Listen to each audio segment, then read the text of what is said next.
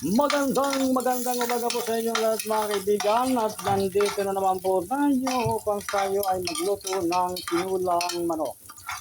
Ayan ay gigisira po natin ng bawang sa pagluto ng tinulang manok at luya. Ayan po mga kaibigan, isusunod natin ang sibuyas.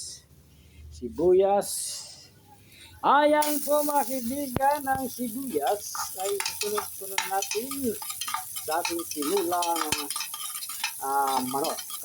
Ang recipe po natin ngayong tanghali dito sa Grand Victoria Nuts. Yan po mga kaibigan, dagdagan mekos yan, mekos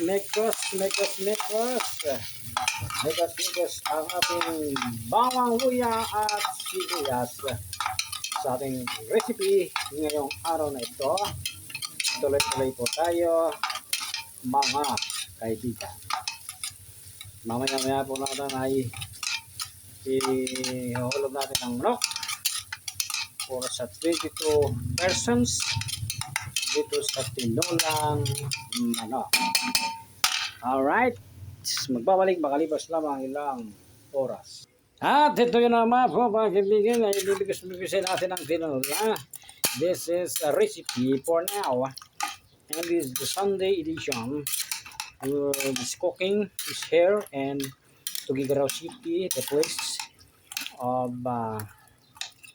this is a job.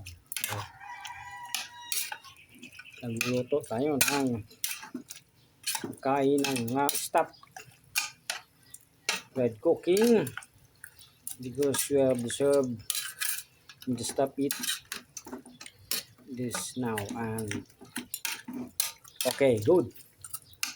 All right, at yan ay tatakpan po natin ng ilang mga minuto. Okay, alright.